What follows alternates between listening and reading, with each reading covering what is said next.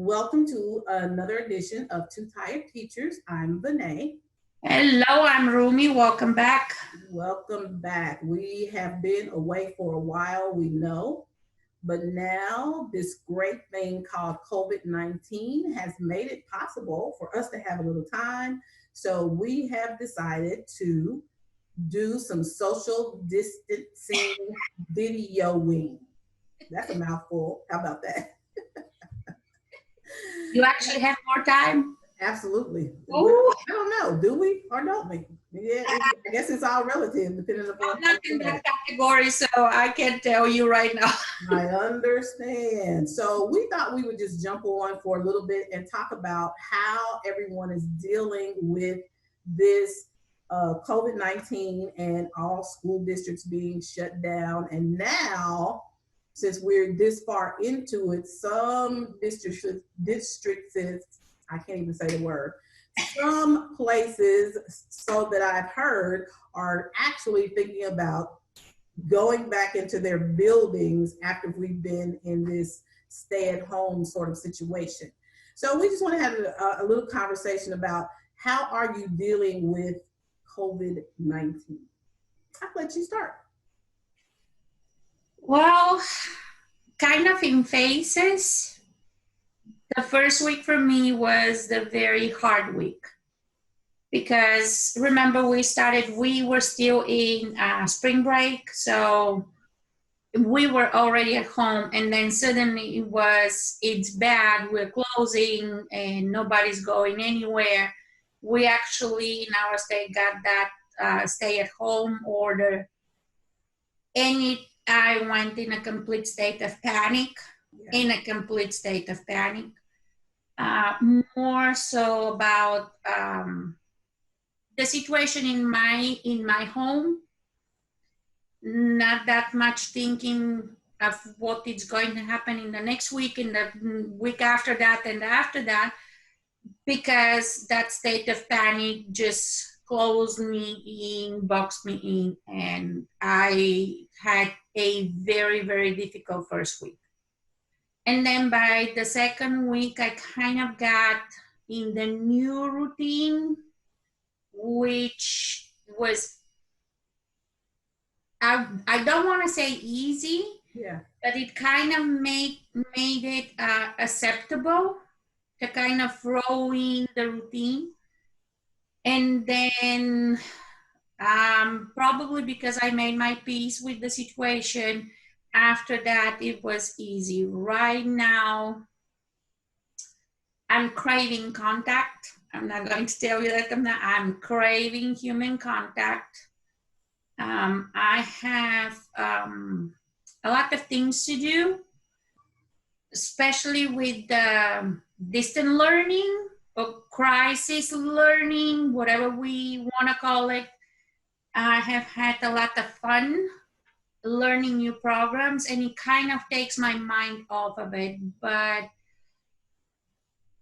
yes, I do have moments in which is I need to disconnect. I need to do something that is just me. I don't have to think about what's going on outside. I don't have to think about what's going on with my kids, because it has been kind of constant, what I'm doing more, why I cannot find the kids. And so I kind of went to this mode. I need to disconnect a little bit. And yes, I have been thinking of how we're going to get forward from where we're standing right now. Absolutely. So let me just say, for those of you that may have been affected directly by COVID 19, which many of us have, let me just start by saying that you do have my condolences for those people that have lost loved ones or very close friends. I, as well, have had people in my family and very close friends that have contracted the disease. And I also, as well, have lost some people that I know personally, quite a few, unfortunately, to this disease. So I understand the impact of it in that regard.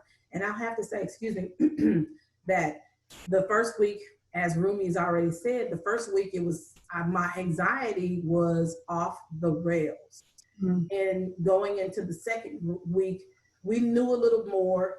So my anxiety went down somewhat. But as she and I talk pretty much every day almost,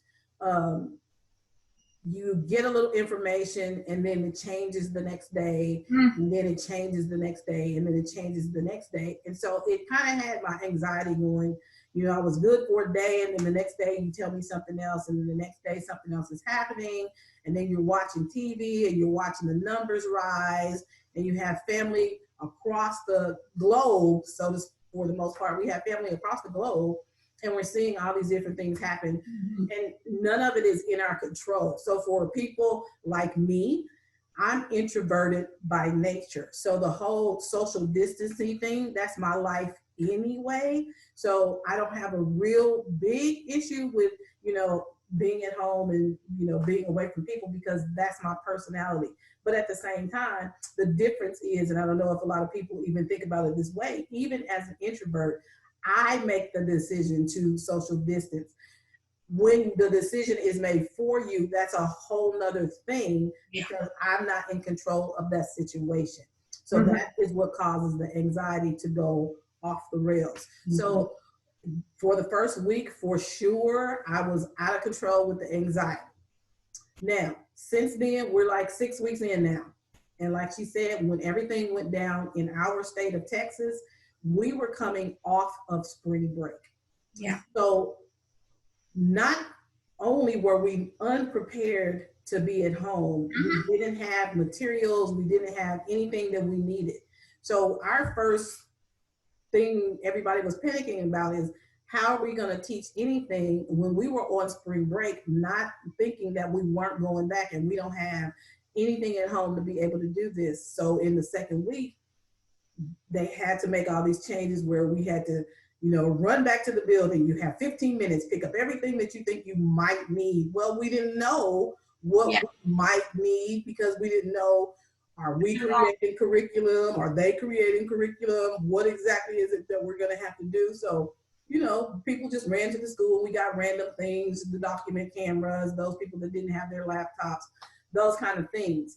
So by the third week, when we were told how we were going to proceed forward, things kind of calmed down. But it's still, even though we're into week 6, it still seems like, you know, something changes weekly. So I'm just going to go ahead and throw this out there. We had our staff meeting for May on Friday.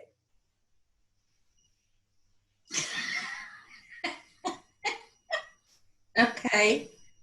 So the principal kind of threw some things out there that they had been talking about, as far as how we're going to close the year, number one, and how we could possibly be opening the next school year.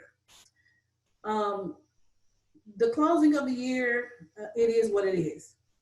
But the opening of the next school year, some of the things she threw out, I need a drink. Some of them were interesting.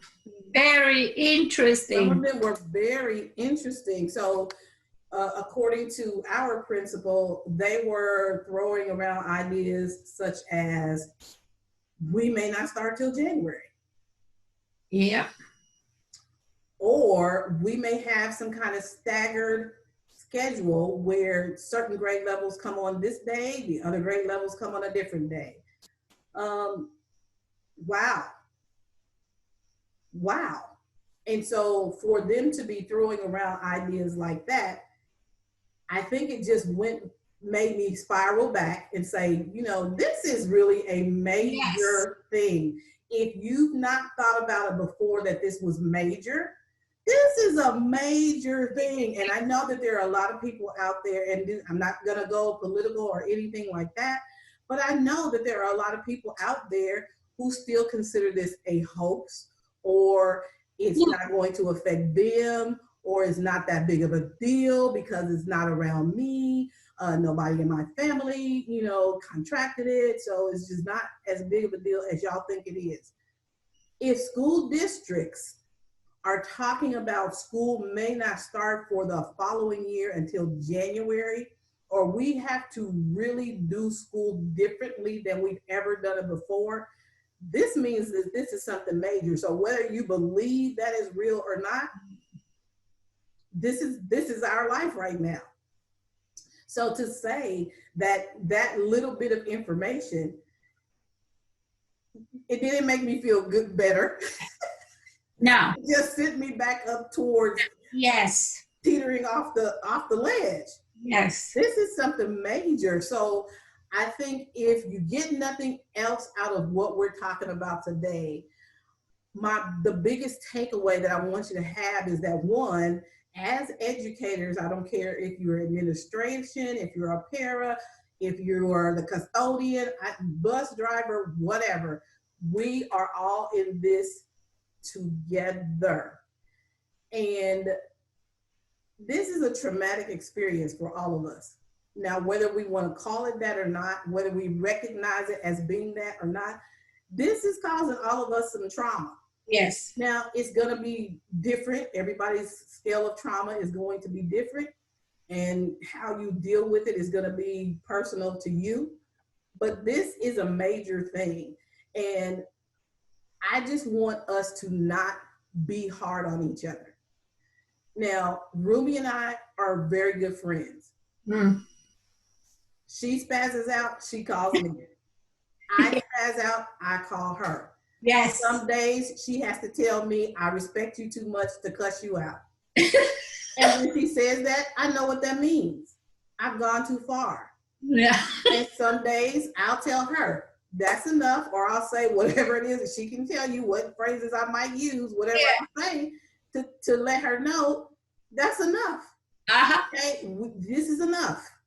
Yep. Let's move on. Stop harping on or whatever. So we have each other for that. Some people may not have those people that they can go and do those things with. Yeah. Yes. Some people may just not know how to release it, or they are in positions where they feel like, I'm supposed to be the strong one, I'm supposed to be that one, so I can't show any kind of weaknesses. But in this situation, none of us are that strong. None of us are that strong. How do you feel about that? So first of all, yes, that's how our relationship has been. And that's why we work together so nicely, because we understand. And when we have been told stop, we actually stop. Sometimes Vinay needs to tell me twice though. You know, it works.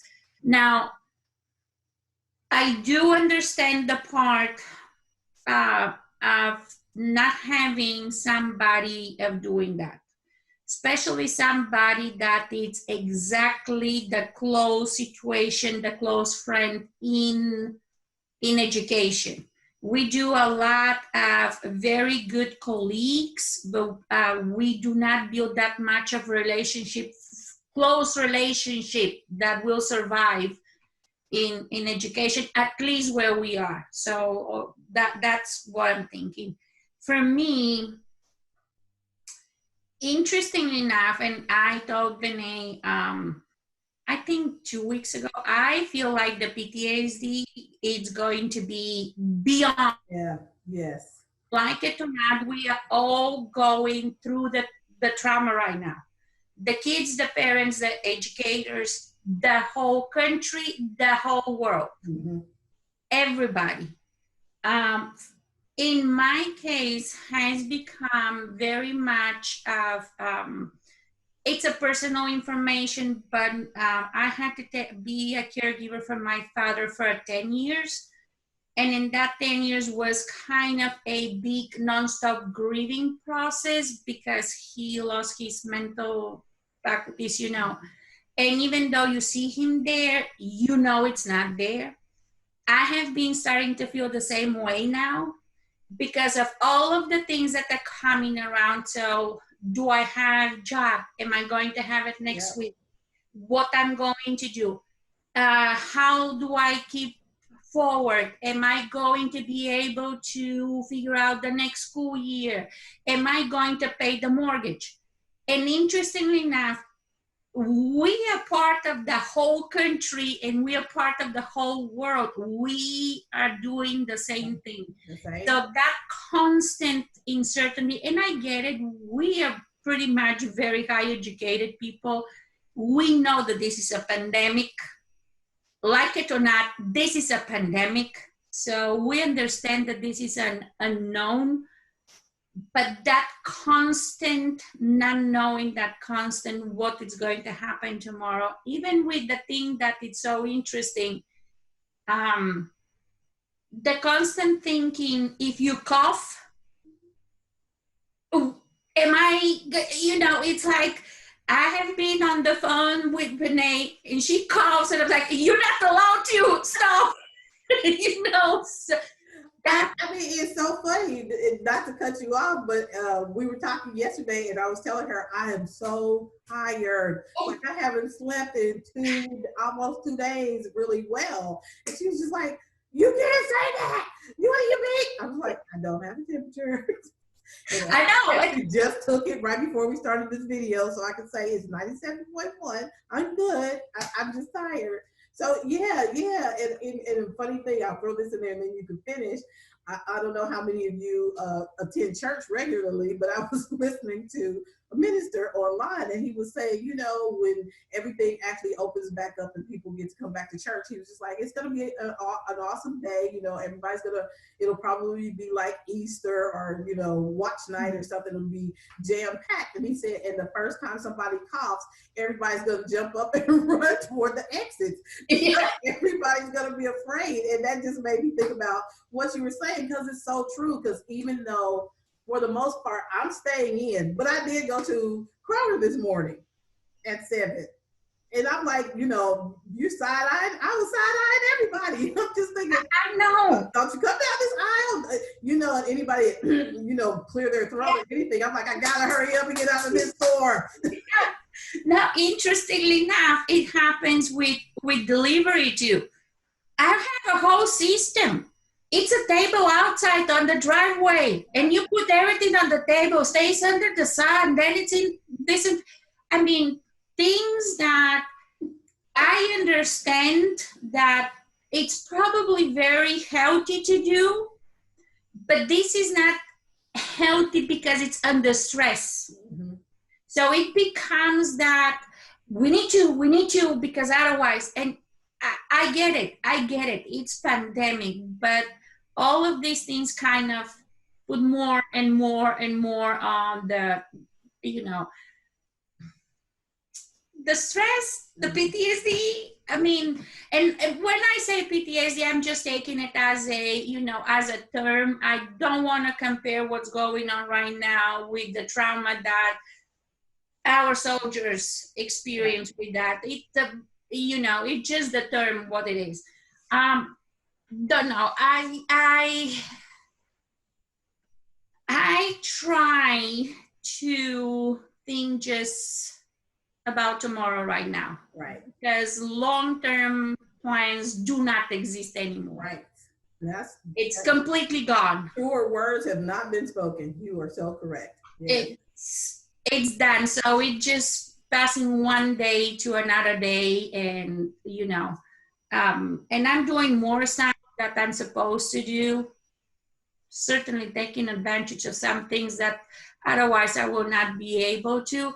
But I have learned we're just going to plan what we're eating tomorrow, and that's it. We're not moving more than one day at a time. So talking about eating, can you tell? Yeah. I've been doing a lot of that. I've been cooking up some stuff. So we've had these conversations too. So I like to bake. So I've been baking out of control. This week I made a cake, and then the next week I made cookies, and then the following week I made another cake, and I really need to stop baking but it's almost therapeutic for me, because it's something I enjoy doing, and it helps me to calm my mind, but I'm also eating everything that I bake, and having to cook just about every day. It's just two of us in my house, so I don't have to do it every day. But every other day, I'm cooking more, and I'm cooking from scratch because, now with the whole, you want to build up your immune system and make sure you're eating the right things. You don't want to eat a lot of processed food and this, that, and the other. And I'm also trying to keep up with my steps. I haven't been really doing well with the steps, but at least I have been doing some little workouts with the video things that I have. Not every day, but many days in the week. Now, for you, she's been doing awesome. She's been doing awesome. Well, yeah, I went the other way. First of all, for some reason, and I suppose it was the stress in the beginning, I stopped eating. So it was just once per day for me. I know, I'm sorry. I mean, I believe it was the stress. So for me was, I'm not hungry. Once per day, and interestingly enough, around 4:35, then I start walking. So I am an early bird, and because for years and years and years I have done that, by 4:30 I'm up. So my thinking, stress thinking, was if I start walking at 4:30 in the morning in the neighborhood, there's nobody. Sure enough, there was nobody. Yeah. So I start walking just to the next street and then to the next street. And then now it's the whole neighborhood around, And then I got in with twice per day because in the afternoon I'm walking with my son. And then the food, just like Vanessa said, it's like you have to think what you're eating right now. Yeah. Plus, you have to eat whatever you have left over because there's no other thing. And it has become a interesting thing. I hope to keep it up. Yeah, we have same thing with you at home. So we're kind of trying to figure out something else because of majestic body type. We actually consider it high risk. So I'm doing everything possible to not be considered high risk, in case of, but yeah. So I have been doing all of these things, and you should know that I know of the big scheme, it's a good thing, but when you see me craving to go for a walk, yeah, it's bad. I mean, it's bad. It's true.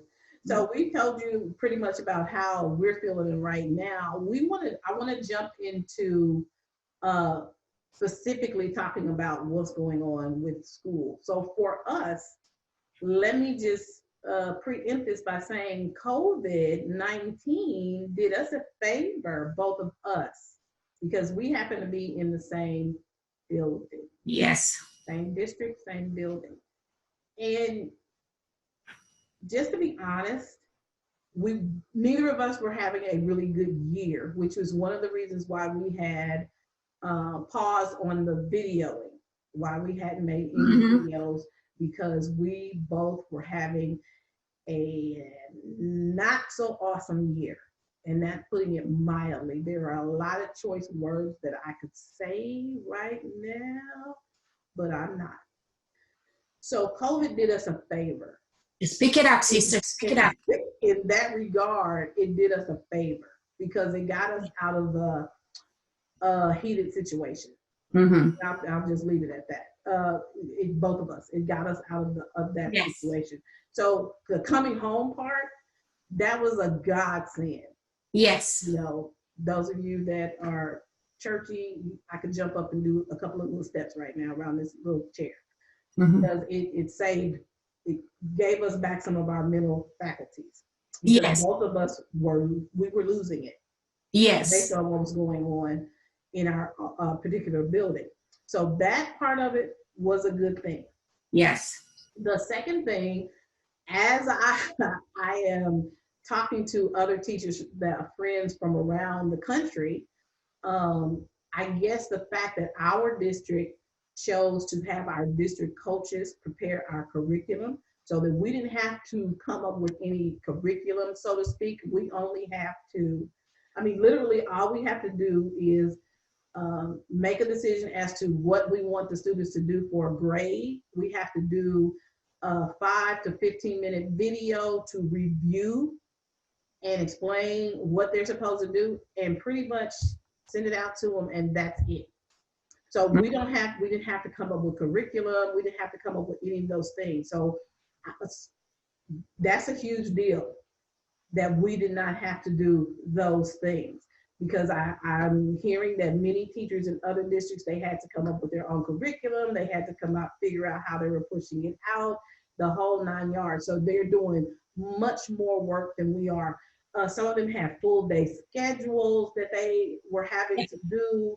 I've heard that some teachers have to spend an hour, on Zoom many times a day and that kind of thing. And we don't have to do any of those things. When we do Zoom, it's Zooming. We're Zooming because we want to, not because we have to. So those were the requirements that we were given in our district. So I can't really complain about that aspect of it. What I can complain about is because I feel like this situation helped the world, specifically the United States, because that's where I am, see how inept the educational system is, not by any fault of the teacher. If that makes sense. Yes. So I'm removing all the blame from the teacher. It's not the teacher. It is not the teacher. And side note, the memes, all the little Facebook posts and all those Twitter posts and all those kind of things that I've seen from parents, let me know for sure it's not us. Yes. It's 100% not us. And although they've been funny and we have gotten tickled off of them like daily, we do understand that this is stressful for parents as well. So for those parents that have just decided, I'm not going to be bothered, my child is not doing anything, don't call my house, don't send me an email, leave me alone, we're just trying to survive this pandemic, I get it. I totally 100% get it, and my heart goes out to you. But the problem that I have is the arrogance of school districts to assume that everybody could just go online. Yes. Yes. What? That was really brought out in this situation. Yes. Straightforward. It was one of the big awakenings of the situation, especially where we are, because our district, it's more a suburban district. So the assumption in the beginning was, oh, everybody is good. It turns out it's not. Turns out we have a lot of kids that don't have the means, a lot of families that don't have the means. And then by the third week, when parents start losing their job, it became even more noticeable because, okay, so they're not paying bills for something that it's not actually essential. Right. And between food and internet, you get the food. And especially if you have a family with, multiple children or families in one household, we know what's important. Yeah, no, so this is one of the examples, and I'm going to use my family, but this has been a lot of talk with the families in my classroom. So you are not, if you don't pay right now your internet bill, it's not going to be stopped. And yet, whatever you go over your plan, it's going to build for your next bill. Well, let's assume that you're in a family with a normal American family, the 2 parents and 3 kids, okay? And they're all on the computers. Imagine how much over your data you're going, and that kind of became a big deal for the parents because it was like, yeah, we're not doing that. Plus, you have usually at home one computer, one tablet or phones. Now, suddenly everybody needs to do it and it has to be on some kind of technology, and it just becoming unsustainable. Lower economics kids and families that we have, they're not even trying it. And I'm going to jump on their trade. Yeah, right now food and health is more important. Mm-hmm. So, but it has shown straightforward things that we're assuming, and they're not in place. Right. They're not in place. And it's been an interesting conversation, you know, just listening to teachers, you know, worldwide talk about this situation where we were totally unprepared for this. And it boggles my mind, especially since, at least in the United States, I know for the most part in every state, part of your state standards include technology. Yes. And it just blows my mind that we have that as part of our standards, but we've not dealt with the inequities of the actual technology. Mm-hmm. It's easy to say, you know, use technology, but if you're a district, and I'll use our district for, you know, specifically, in elementary school, every teacher has 7 Chromebooks per class. Mm-hmm. I think high school, they have a little bit more, and middle school, maybe more than that. Some districts right around us are 1-to-1. Like you could cross the street to the next district and they're 1-to-1. Yeah. And then you have other districts that are a little further away who they barely have 1, 2, or 3 per classroom or that kind of thing. Mm-hmm. So for us to be in a situation where the state expects for us to have these children on technology or have our students on technology, for us to be a technological society, and that's not going to change, it's going to just move further. Mm-hmm. For that to be the case, and for us not to address the inequities of technology in public school, look where we are. Yeah. Look where we are. And this was one of the major aha moments, I hope, that the powers that be received Yes. from this situation, because like I started out in the video with what our principal was telling us as to what may happen in the following years if, and I read an article, a side note, I read an article that's saying this might be, you know, the beginning of a new norm where students may get the choice. You can come to the building or you can work online. So you can have an actual teacher in a room with students in there, or you have an actual teacher that's just going to teach you via technology. Yeah. So if that's the case, districts are going to have to do something to ensure that everyone has the ability to be connected if this is what you're going to expect. Just thinking about, we may not actually be able to go back in the building as a whole school next year till January. Something has to be done from August up until Christmas break. Mm-hmm. So are we just gonna keep going like we're going right now, hit or miss? If you can do it, do it. If you can't, you can't. If you can get to the school to get a paper packet, then get to the school to get a paper packet. But if not, we're not gonna worry about it. It can't go like that forever. So I think the technology piece is one of the bigger ahas that I hope that the education gurus are really thinking about in a real way. You really think? No. I made the comment. I'm sorry. I'm going to say no, I don't really think they are, but it's something that we should be really focused towards, because I don't think that the way things are panning out, it's going to ever go back to the way that it was. We're not going to be able to continue to do education hit and miss like we've been doing in the past. Oh, I agree with you. You can't give me these expectations and then not give me the stuff to do the expectations with. Yeah. But don't tell me I expect you to have these kids on some technology and then I don't have the technology there to have them on. No, they don't have the technology at home to be able to do, oh, flip your classroom. Okay, but that's not going to do me any good if my kid is not connected at home and they can't do anything with what I just put out of, which I was just fussing about before we start recording, it's not going to do me any good if they can't look at it at home the way that I want them to. So Mhm. I hope that they are having these conversations. Now, I don't know that for sure, but I hope so. It, what can I say? I'm with you on that one. And this one, I agree. That was the big aha moment in education in United States right now.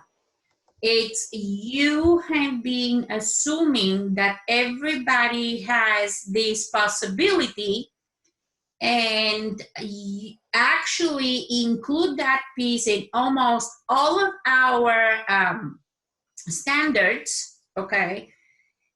And it turns out that that's not the true statement.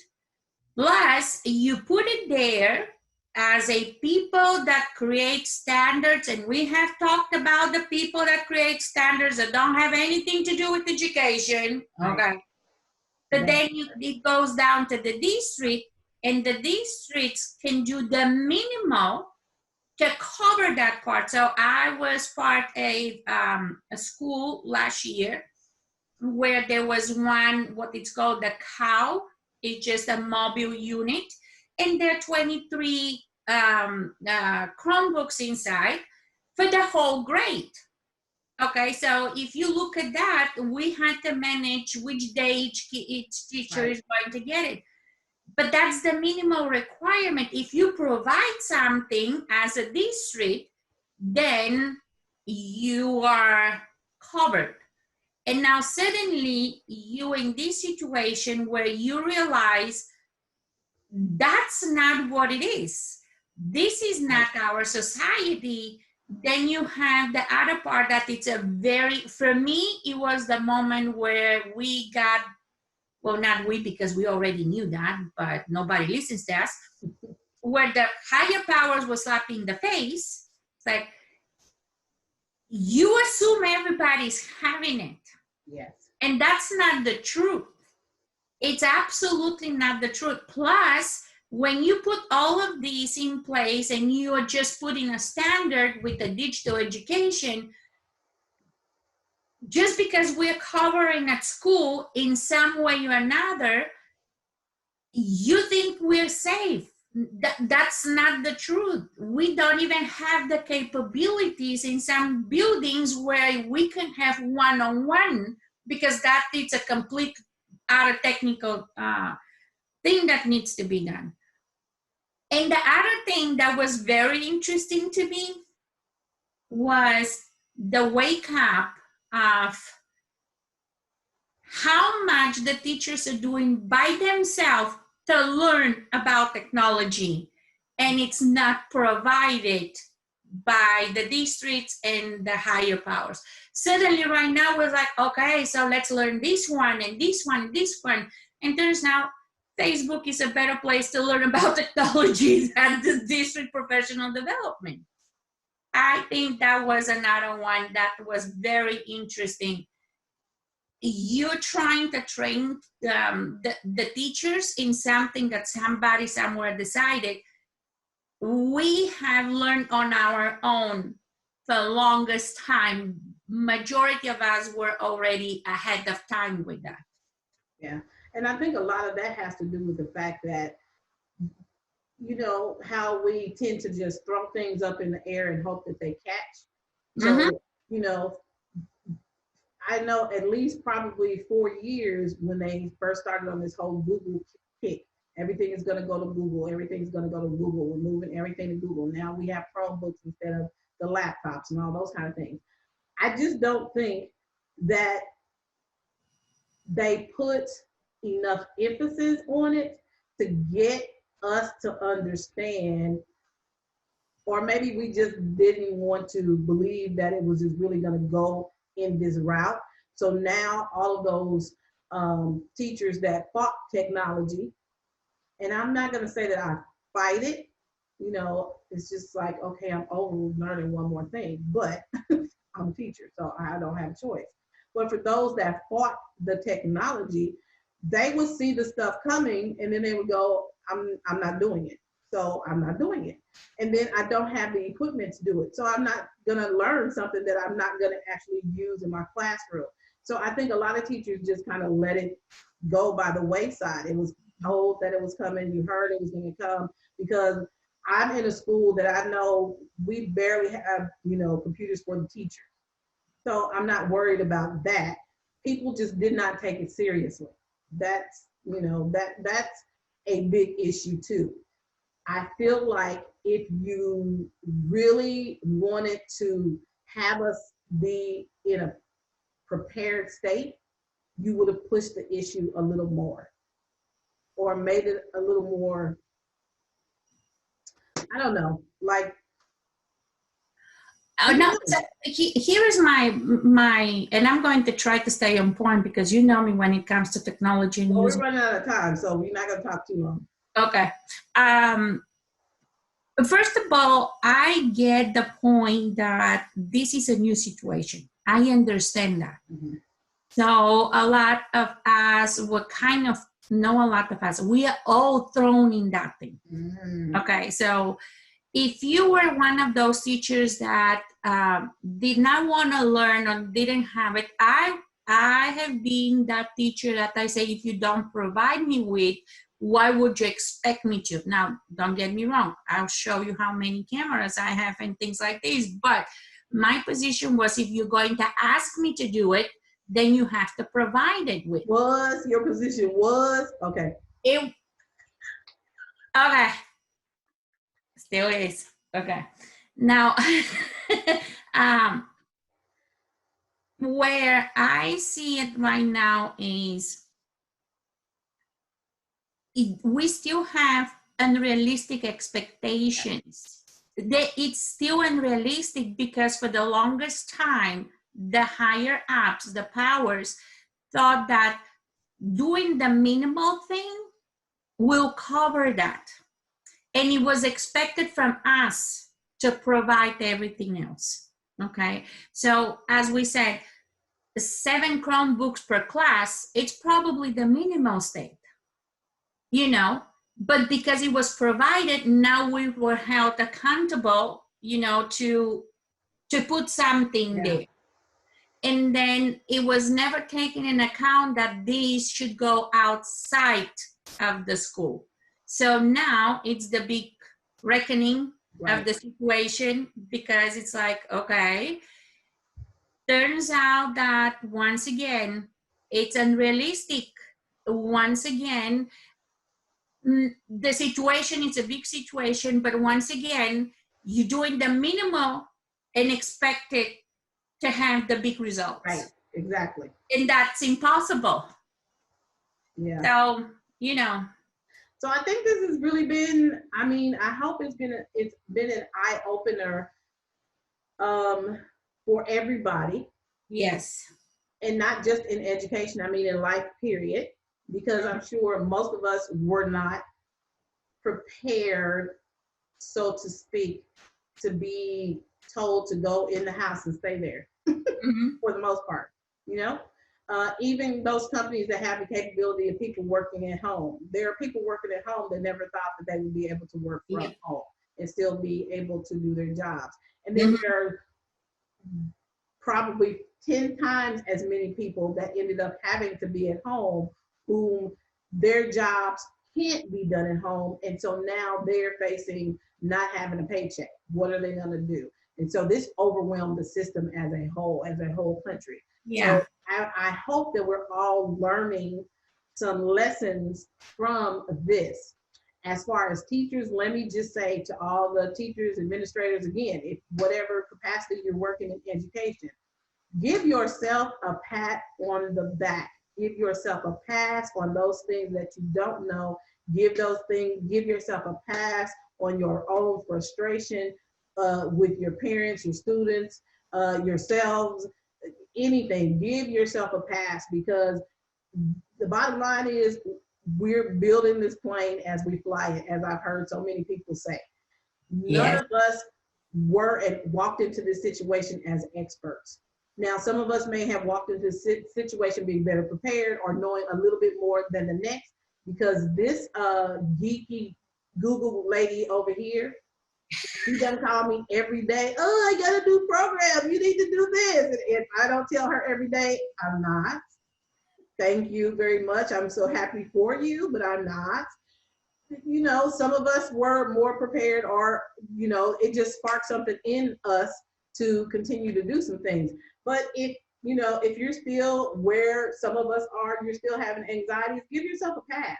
Because whatever it is that you're doing right now is enough. It is great because we were all thrust into something that we were not expecting. So whatever it is that you're doing right now, kudos to you. High five. High five to you. And I have one more thing. If you are a teacher at home and your partner, husband, whatever you have, it's working at home, and you have kids at home, especially if you have toddlers, you have become my new heroes. I don't have idea how you do it. I don't understand when you find time. I don't understand how is it possible to do Zoom videos when you have small kids at home. You my new heroes. I am giving you the high fives right now. And just keep doing what you're doing, survive. Listen, I'll tell you by own experience, if you don't do one video per lesson and one of the Zoom meetings, you keep this around, nothing will happen. We'll survive that one. So give yourself permission, as Vinay said, to understand that we're not perfect. Right. And this was not perfect. And I want you, I'm going to say this one. I'm going to say this one. Very fast though, because, you know, if I start. Okay.